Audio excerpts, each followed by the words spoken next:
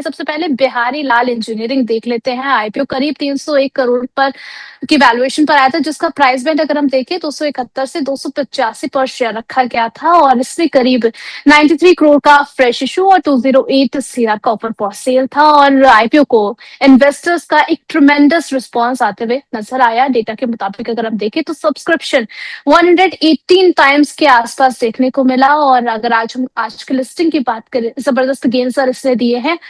अच्छे price action में आज नजर आया बिहारी लाल। आपका क्या व्यू रहेगा और आगे के लिए क्या अपॉर्चुनिटीज में बन रही है? बिहारी लाल का क्योंकि पूछ रहे हैं आप, बिहारी लाल मैंने वेट किया है, कंपनी अच्छी है, वैल्यूएशन थोड़ा सा महंगा हो गया अब तो, बट जिनके पास है वो होल्ड कर सकते हैं, बट अपना स्टॉप लॉस जरूर स्ट्रिक्टली लगा ले एक बार के लिए। स्टॉप लॉस बहुत इंपॉर्टेंट है, स्टॉप लॉस स्टिक लगाए जहां पर भी आपको लगाना हो, जहां पर लास्ट आपको प्रॉफिट देखना हो, और इसको होल्ड कर सकता है। कंपनी अच्छी है, no doubt. Sir Milky Mist dairy food, इसका आईपीओ आया था, वैल्यूएशन इसकी एक्सपेंसिव नजर आ रही थी, अच्छे खासे प्रीमियम पर लिस्टिंग हुई है। अगर हम देखिए 18% के प्रीमियम के साथ मिल्की मिस्ट ने जो है वो लोगों को गेन दिया है। खास बात यह है कि ये अगर हम देखिए इंडियन डेयरी कंपनीज के तो सबसे लार्जेस्ट आईपीओ था। अब यहाँ पर आपका क्या नजरिया है, क्या किन लेवल्स पर अभी जो है इसमें फ्रेश एंट्री की जानी चाहिए? मिल्क एंड डेयरी की ये जो कंपनी है थोड़ा सा महंगा है। जिस सेक्टर में आता है इसका इनका मार्जिन 10-12% का मार्जिन है, पर स्टॉक थोड़ा सा महंगा है। मगर जो ग्रोथ है वो ग्रोथ काफी अच्छा है। अगर आप देखोगे ना 2023 में ये 1400 करोड़ के करीब कर रहे थे, 24 में 1800 करोड़, 25 में 2400 करोड़, और 26 में 3200 करोड़ के करीब पहुंच चुके हैं। तो ग्रोथ काफी अच्छा है स्टॉक में। नेट प्रॉफिट भी आप देखोगे तो 27 करोड़ से 127 करोड़ हुआ है लास्ट 4 साल में। उसके हिसाब से जो अभी ये पीक क्लॉक कर रहा है 100 के ऊपर का, वो जायज है अगर यही ग्रोथ कंटिन्यू रखता है तो। अब क्या ये आईपीओ के लिए इतना ग्रोथ है या एक्चुअल में इतना ग्रोथ है, वो तो 1-2 क्वार्टर के रिजल्ट में मालूम चलेगा। अभी के लिए स्टॉक अच्छा लग रहा है जिस तरह से ये ग्रोथ दिखा रहे हैं फंडामेंटली। मेरे हिसाब से स्टॉक पे बने रहना चाहिए। स्टॉप लॉस आपके हिसाब से लगा लीजिए अगर आपको मिला है तो। थोड़ा सा महंगा है तो एफएमसीजी सेक्टर नहीं चल रहा जिस सेक्टर में ये बिलोंग करेगा। सेक्टर में ज्यादा टेलविंड नहीं है, ज्यादा मूवमेंट नहीं है, हेडविंड ज्यादा है। मगर ये स्टॉक जिस तरह से ग्रोथ किया उस वो अगर कंटिन्यू रहता है आने वाले 1-1.5 साल तो ये स्टॉक यहाँ से भी डबल हो जाएगा, तो कोई बड़ी बात नहीं होगी। ठीक है, इसके अलावा यहाँ कंडीशन एक ही है मैम, जो भाई इस ग्रोथ जो दिखा रहा है वो ग्रोथ कंटिन्यू रहे। अच्छा, जो पैटर्न हमें देखने को मिल रहा है अगर वो कंटिन्यू करता है तो ये जो है आपके लिए थोड़ा सा लकी साबित हो सकता है। इसके अलावा सर शिप रॉकेट देख लीजिए, इसका भी आईपीओ आया था, करीब 35% का प्रीमियम यहाँ पर देखने को मिला था हमें। अगर हम पीयर कंपनीज की बात करें सर, लास्ट ईयर हमने देखा था शेडोफेक्स का भी आईपीओ निकल करके आया था। जिस बिजनेस में ये आईपीओ निकल करके आया है, लॉन्ग टर्म स्टोरी आपको कैसे लग रही है शिप रॉकेट की? शिप रॉकेट मुझे काफी अच्छा लग रहा है, लॉन्ग टर्म स्टोरी के हिसाब से भी अच्छा लग रहा है। अभी प्रॉफिट मेकिंग कंपनी नहीं है, लॉस मेकिंग कंपनी है, बट मेरे हिसाब से स्टॉक पे बने रहना चाहिए। ये भी स्टॉक ठीक लग रहा है एंड मुझे लगता है ये कंपनी अच्छी कर सकती है, तो अभी के लिए तो होल्ड का ही सलाह रहेगा, स्टॉक पे बने रहिए। चलिए ठीक है, अगला हम ललिता ज्वेलरी लेकर के आते हैं। तो आईपीओ करीब 1700 करोड़ का है, जिसमें 1200 करोड़ तक का फ्रेश इशू और 500 करोड़ का ऑफर फॉर सेल शामिल है। प्राइस बैंड की बात करूं तो 190 से 201 रुपए प्रति शेयर रखा गया है। लॉट साइज देखिए तो एक लॉट में 74 शेयर्स रखे गए हैं। और साथ ही साथ हम आपको बता दें कि आज आखिरी मौका था आपके पास जहां पर आप इस आईपीओ में अप्लाई कर सकते हैं। सब्सक्रिप्शन की बात करें तो 3.25 टाइम्स इसको सब्सक्राइब होते हुए देखा गया है, लास्ट का जो डेटा था।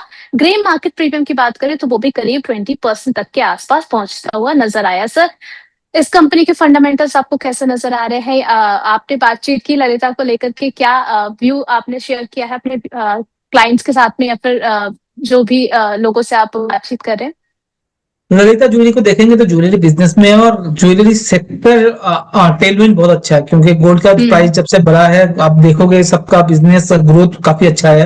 क्योंकि बेस इफेक्ट में जो गोल्ड बेचते हैं, अगर आप मान लीजिए 1 लाख का बेच रहे थे, आज आप 4 लाख का बेच रहे हो, same amount of gold, correct, क्योंकि वो 4 गुना हो गया है ऑलमोस्ट। 40-50 हजार का वाला 1.5 लाख के करीब पहुंच चुका है, और मेकिंग लगा के 170 के करीब पहुंच चुका है। तो मेरे हिसाब से ग्रोथ तो काफी अच्छा है। और जो वैल्यूएशन में आ रहा है 10-12 के मल्टीपल में स्टॉक आया है, तो वो वैल्यूएशन भी काफी जायज है इस इंडस्ट्री के लिए, 10-12 का मल्टीपल।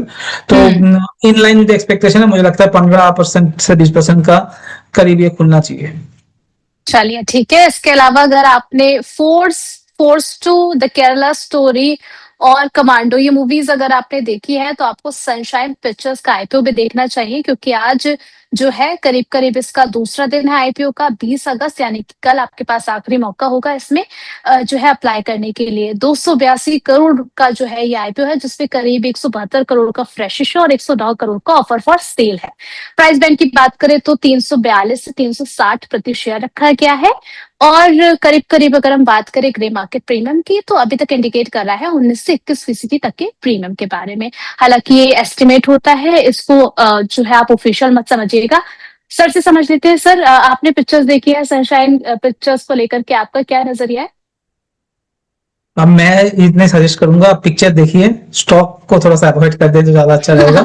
चलिए। ऐसा क्या रीजन है, अगर आप देखेंगे इंडस्ट्री में जितने भी लिस्टेड कंपनीज है, एक्सेप्ट सारेगामा और टिप्स, इस इंडस्ट्री से अगर इसको हटा देंगे तो किसी ने भी लास्ट 15 साल से पैसा नहीं बना के दिया है।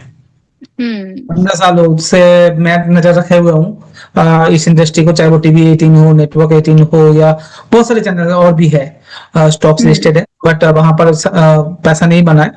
तो मेरे हिसाब से इस सेक्टर से थोड़ा सा दूर रहेंगे तो ज्यादा अच्छा रहेगा। अभी तो पैसा नहीं बन रहा इस सेक्टर में।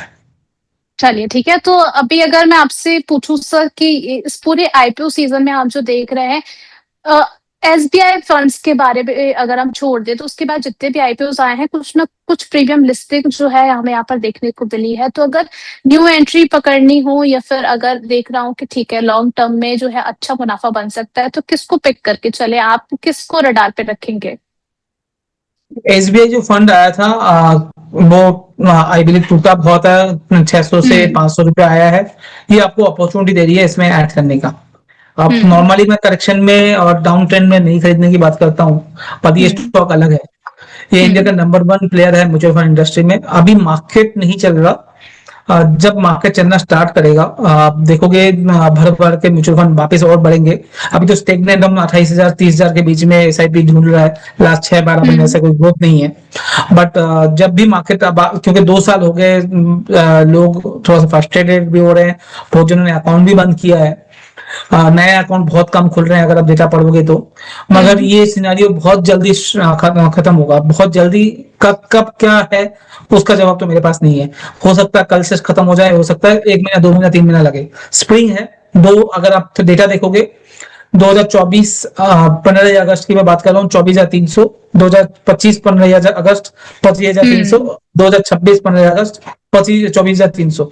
हर 3 साल 3 15 अगस्त में मार्केट 24,300 ही था। 150-100 पॉइंट की मैं बात नहीं कर रहा हूँ, ऊपर नीचे आप देख लेना, तो मत करना इस बात में। तो कहने का मतलब ये है, मार्केट नहीं चला है लास्ट 2 साल से। इंडेक्स वाइज आप देखेंगे, स्टॉक स्पेसिफिक भी देखेंगे, निफ्टी 500 को अगर कैलकुलेट करोगे हाई से, तो 30% स्टॉक ऐसे हैं, 60% स्टॉक ऐसे हैं जो 30% डाउन है, 40% स्टॉक है जो अपने हाई को क्रॉस किया, चल रहे हैं अच्छे खासे। इसलिए मैंने बोला गधा घोड़ा अलग अलग है। अब 500 स्टॉक में से 300 स्टॉक जो है 30% से डाउन है अपने प्रीवियस हाई से।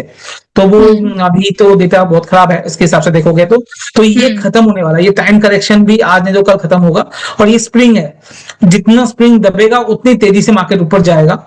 तो जब मार्केट ऊपर जा रहा होगा तो आप देखोगे इस सारे स्टॉक जितने भी कैपिटल गुड वाले स्टॉक्स हैं, कैपिटल गुड नहीं सॉरी कैपिटल कंपनीज है, जैसे एएमसी है या सीडीएसएल है, एनएसडीएल है, बीएससी है, एमसीएक्स है, यहाँ पर मूव आपको आते हुए दिखेगा। तो नजर रखनी चाहिए सारे स्टॉक में, और धीरे धीरे एक्यूमुलेट स्टॉक पर करना चाहिए। ऐसे मुझे वो रॉकेट भी अच्छा लग रहा है, स्काई रॉकेट ठीक लग रहा है न्यू अगर बात करें। बट एज ए होल अगर मैं बात करूं तो मैं अपने क्लाइंट को रिकमेंड नहीं करता हूं 3 महीने तक कोई भी स्टॉक हो। चलिए चलिए ठीक है, शिप रॉकेट्स को इन लिस्ट में अच्छा लग रहा है। इसके अलावा सर आपने कहा कि जब बस क्रिएट होता है आईपीओ का, एनएससी आईपीओ का बस काफी लंबे समय से क्रिएट हो रहा है और हम बीच बीच में कुछ खबरें निकल करके आती है तो अभी हम बातचीत करते हैं। अभी जो कुछ रिपोर्ट से निकल करके आ रहा है कि सितंबर के फर्स्ट 2 वीक में जो है इनके प्राइस बैंड्स के बारे में जो है कुछ ऐलान हो सकता है। अब इससे पहले लोगों को क्या तैयारी करनी चाहिए, क्योंकि कई बार हमारे पास सवाल आते हैं कि क्या एनएससी आईपीओ से पहले हम आईएफसीआई को खरीद लें, उस पे अच्छे लेवल्स हमें मिल सकते हैं। क्या सजेस्ट करेंगे आप? थोड़ा कॉन्ट्राडिक्ट होगा। जी।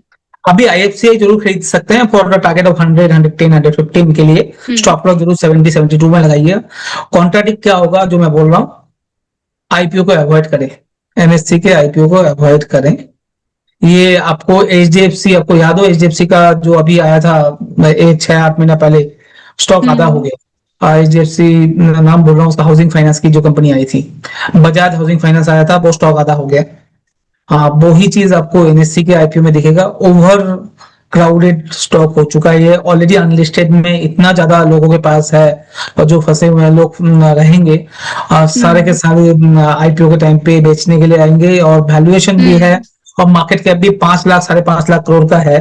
अब ये मत सोचिए यहाँ से डबल हो जाएगा, 5 लाख का 10 लाख करोड़ में नहीं खुलेगा, ये 5,000 करोड़ का मार्केट कैप में नहीं आ रहा, 5 लाख करोड़ के मार्केट कैप में आ रहा है। तो वो चीज जरूर समझिएगा, बड़ा आईपीओ है।